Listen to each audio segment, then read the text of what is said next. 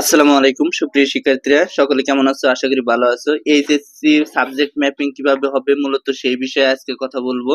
অনেকেই অনেক মন্তব্য করেছেন। অধ্যাপক আবুল বাশার তিনি এক কথা বলেছেন, শিক্ষা উপদেষ্টা, ঢাকা শিক্ষা বোর্ডের চেয়ারম্যান বিভিন্ন কথা বলেছেন। তারা কিভাবে আসলে তোমাদের এই যে সাবজেক্ট ম্যাপিং যে আছে সেটা কিভাবে করবে মূলত সেইটা জানিয়ে দেব। তো মূল টপিকে চলে যাব। যারা এখনো নতুন অবশ্যই চ্যানেলটি সাবস্ক্রাইব করে পাশে থাকা বেল আইকনটি বাজিয়ে দাও। যারা ফেসবুক পেজ থেকে দেখতেছো অবশ্যই ফলো দিয়ে লাইক দিবা, কারণ একটি লাইক আমাকে নতুন আপডেট দিতে উৎসাহিত করে।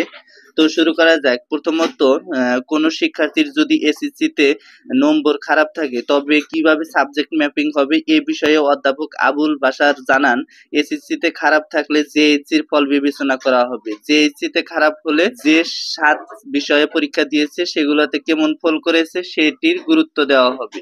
সর্বোপরি যেখানেই শিক্ষার্থীদের সর্বোচ্চ বেনিফিট দেখা যায় সেখানেই তারা নাম্বারটা দিয়ে দেবে। এটা কিন্তু তারা বলেছে সুস্পষ্টভাবে, এটা বলেছে। এটা কিন্তু অবশ্যই তোমাদের জন্য একটা গুড নিউজ যে তোমাদের যদি পরীক্ষা দেখা যায় যে খারাপ হয়েছে সেক্ষেত্রে জিএসসি বা এসএসসির উপর নাম্বারটা দিয়ে দেবে। দেখা যাক আসলেই তারা কি করে মূলত। তো ব্যবহারিক পরীক্ষার কথা বলেছেন যে এমন প্রশ্নের জবাবে বলেছেন যে বিষয়ের পরীক্ষাগুলো হয়েছে কিন্তু ব্যবহারিক পরীক্ষা হয়নি ওই বিষয়ের ব্যবহারিকের নম্বর সাবজেক্ট ম্যাপিং এর মাধ্যমে হতে পারে।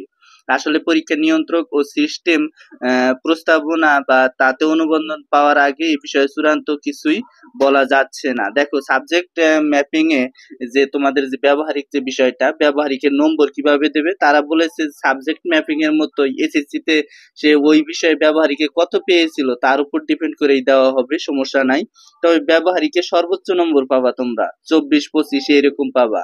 আর সবাই অংশ নেওয়া একাধিক পরীক্ষা নিয়ন্ত্রক জানান 2020 সালের এইচএসসি পরীক্ষার ফল সাবজেক্ট ম্যাপিং এর মাধ্যমে দেওয়া হয়েছিল।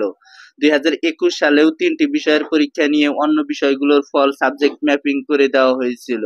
আমাদের সামনে দুটি উদাহরণ রয়েছে। সে অভিজ্ঞতার আলোকে একটি প্রস্তাবনা তৈরি করতে সব পরীক্ষা নিয়ন্ত্রকদের বলা হয়েছে। আমরা তা প্রস্তুত করে জমা দেব। এটা কিন্তু বলা হয়েছে যে সাবজেক্ট ম্যাপিং এর সঠিক সুন্দরভাবে তারা চেষ্টা করবে যে তোমাদের যে এসএসসি এবং জিএসসি এর যে ফলগুলো আছে সেখানে যদি রেজাল্ট ভালো হয়ে থাকে সেক্ষেত্রে ওখান থেকে তোমাদের রেজাল্ট এখানে অ্যাড করা হবে।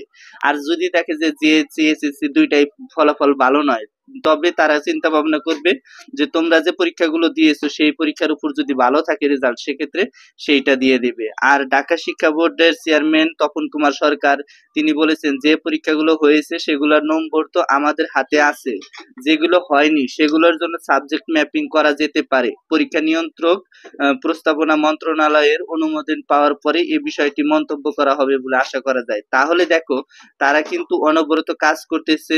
আবার শিক্ষা উপদেষ্টা তিনি বলেছেন যে প্রি টেস্ট এবং টেস্টের রেজাল্ট অনুসারে আমরা একটা সাবজেক্ট ম্যাপিং করব। সেক্ষেত্রে তোমাদের তারা চেষ্টা করতেছে সর্বোচ্চ নাম্বার দেওয়ার এইচএসসি 2024 এর জন্য। দেখা যাক তোমাদের কি করে।